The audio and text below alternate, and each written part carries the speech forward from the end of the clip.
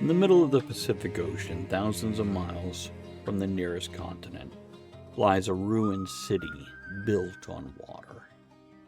It's not beside water, it's not overlooking water, it's on water. 92 artificial islands connected by canals. Massive walls built from dark basalt columns weighing tons each. Ancient tombs, ceremonial compounds, abandoned causeways. And no one standing there today can answer a simple question with complete certainty. How did they build it? The seas surround it. The jungle presses against it. Rain falls as it has for centuries, and beneath all of it rests a skeleton of a city that shouldn't exist. A city so strange that early visitors compared it to Atlantis. City locals already knew it by another name. Nan Madol, the Venice of the Pacific. The city built in the ocean. Welcome back to Tavern Reflections. Pull up a chair, pour yourself something warm, and settle in beside the fire for tonight's reflection. Tonight, we travel far from crowded cities, highways, and familiar coastlines. We head instead to the island of Pohnpei. I believe I'm pronouncing it correct. The island of Pohnpei in the Federated States of Micronesia, where dark stone walls rise from tropical waters and ancient canals wind through forgotten ruins. This is Nan Madol, a place wrapped in history, mystery, legend, silence. Jack Tucker once claimed, "The strangest cities are the ones that continue existing after everyone forgets why they were built." I love that quote from him.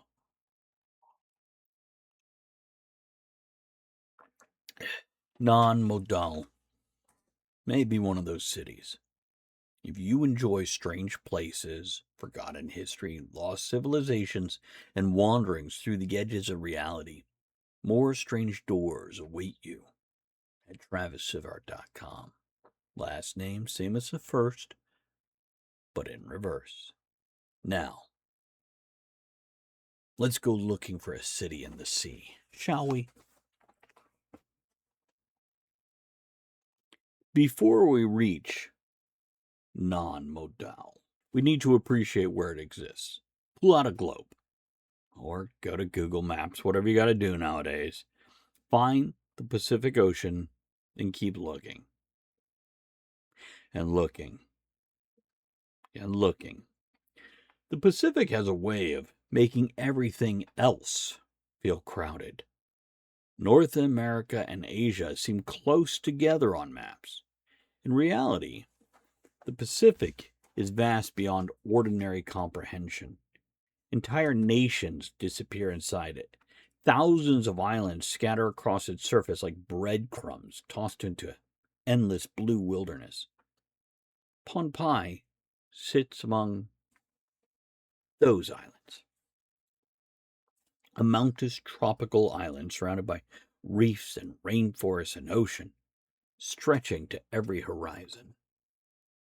The island feels remote, even by Pacific standards, and hidden along its southern and eastern coast waits Nan Madol. The first impression is not what most people expect. There's no dramatic reveal. There's no giant pyramid, no towering palace or any structure. Instead, dark stone emerges gradually from mangroves, tidal channels, and tropical vegetation. Walls appear where they shouldn't be, where nature should be, and straight lines interrupt the jungle. Canals cut through still water. The landscape begins feeling organized in ways that nature rarely organizes itself. And suddenly you realize Someone built a city here. Someone built a city in the ocean. Nan Madol consists of nearly 100 artificial islets constructed atop coral reefs. Canals separate them, stone walls surround them, causeways connect them. The city functioned as the ceremonial and political center of the, let me make sure I get the pronunciation right, Saudeleur Dynasty, centuries before European contact. Those are the facts. The city functioned as a ceremonial and political center, the Saudeleur Dynasty, before European contact. The atmosphere is something else entirely. Imagine approaching by canoe. The water is dark beneath you. Mangroves lean over narrow channels. Google them if you've never seen a mangrove. It's incredible. I grew up in Florida. We got them. The air hangs heavy with humidity. Rain drifts through distant palms. And ahead, black basalt walls rise directly from the sea. Not carved blocks, columns, hexagonal volcanic pillars stacked like giant logs, like Lincoln logs, but they're black basalt volcanic pillars that are hexagonal in shape. Thousands upon thousands of them. Some of them weighing several tons. You know, I gotta say, people sit here and look at Egypt and the pyramids and they're like, how'd they do that? Check out some of the stuff in the Pacific. Incredible. How did they do that? We've all heard of Easter Island. Places like that. Anyhow, thousands upon thousands of them, some weighing several tons. They form walls 30 feet high in places. 30 feet high. You might not realize that, but go stand on a 2-story roof and look down at the ground. Your feet are probably still not at 30-foot height. It's massive. It's ancient. It's silent. And you're moving through it. The city feels less constructed and assembled, as though giants gathered volcanic timber and built fortresses from the stone that they carried on shoulders wider than our bodies. Every corner produces another question. Every wall invites another mystery. Who carried these stones? How? Why here? Why this far from everything? So, local legend provides answers. Not necessarily historical answers, but human answers, okay? Human answers are often more interesting, shall we say. According to traditional stories, Nan Madol was founded by 2 brothers possessing extraordinary powers. You know, that makes me wonder, are these like the same brothers attached to Easter Island? The later, anyhow, sorcerers, travelers, builders, aliens. No, kidding, not aliens. Well, somebody now would say aliens.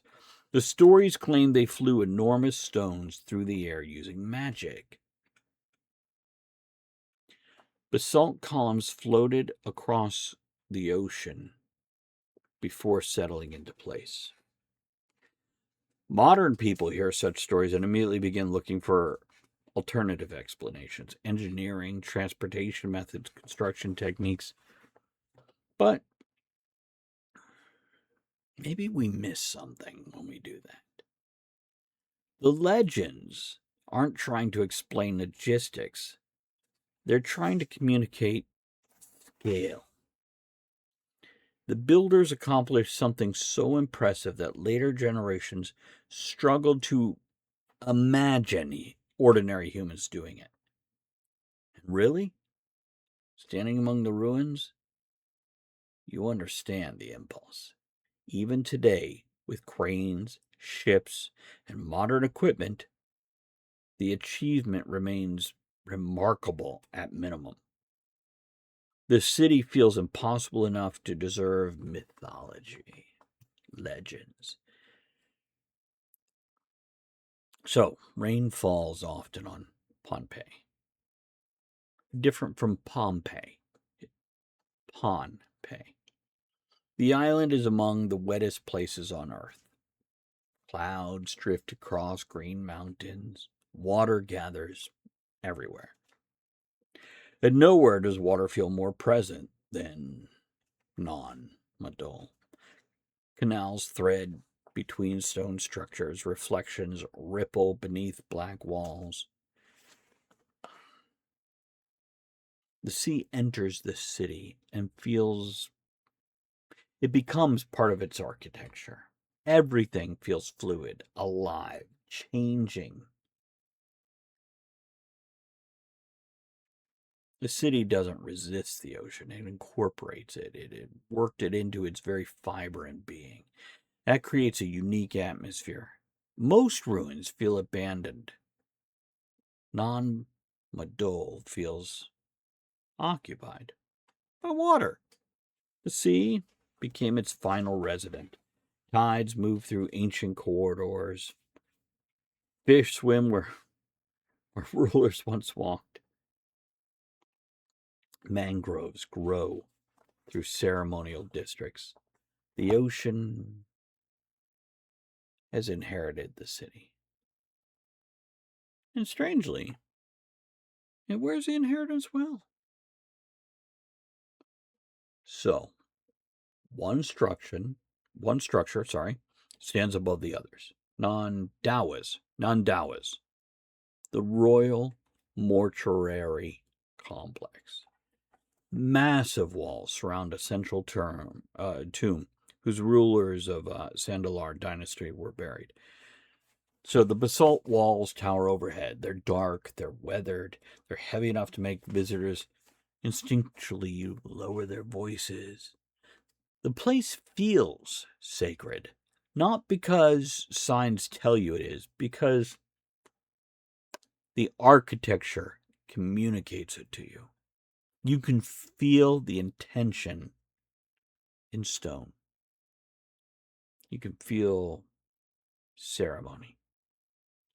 You can feel the weight of centuries.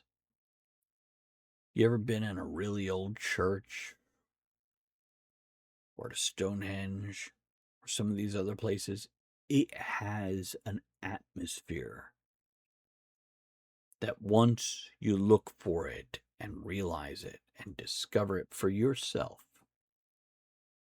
it weighs. And you feel silence, the silence of abandoned power, of dynasties reduced to stories. The silence of rulers who once believed their names would last forever.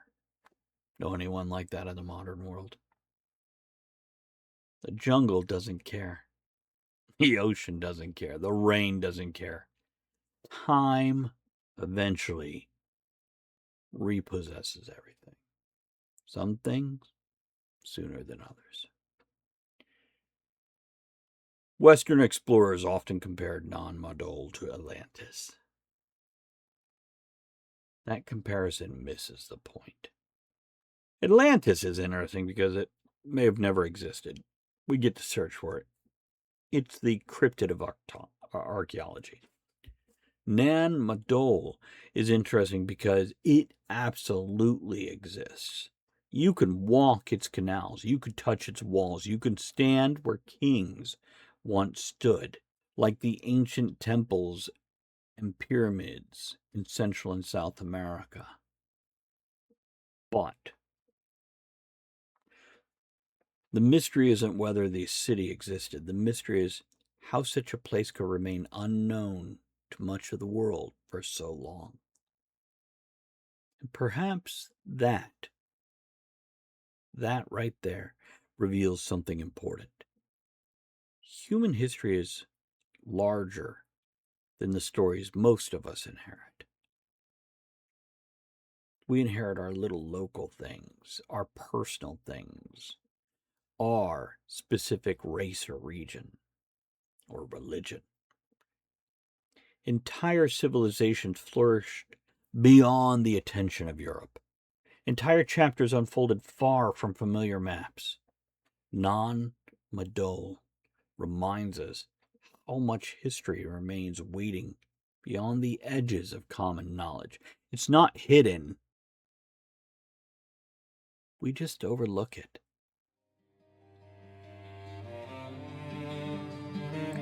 The reason Nan Madol lingers in the imagination is because it combines two powerful ideas: civilization and nature.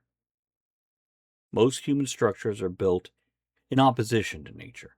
Walls against weather, roofs against rain, cities against wilderness. Nan Madol feels different. The sea was always part of it.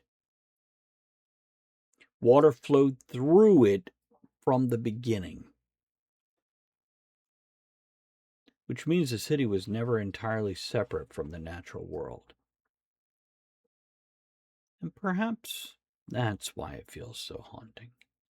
The oceans didn't conquer Nan Madol.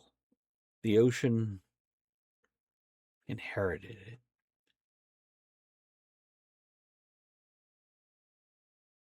There's a melancholy beauty in that.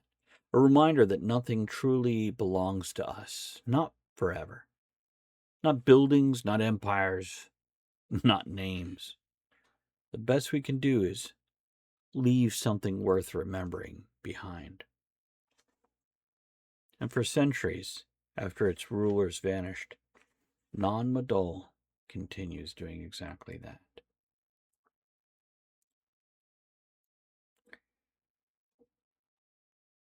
As the night falls over Pohnpei, rain drifts across the water. That silent, but so well heard beating of a natural drum that approaches and disappears into the night. The canals grow still. The mangroves whisper in the wind. Moonlight settles on basalt walls, older than memory, and somewhere in the darkness the sea moves gently through a city built for people who are long gone. The rulers have vanished, the empire has vanished, the builders have vanished, but the city remains, waiting, listening, half jungle, half ocean, half memory. Wait, is that three halves? But whatever. So, if you enjoy strange stories, lonely, half-forgotten places, and wandering through the edges of reality, more strange doors await at TravisSivart.com. And until next time, mind the shadows. And remember that some cities are built to survive their builders. Are ours?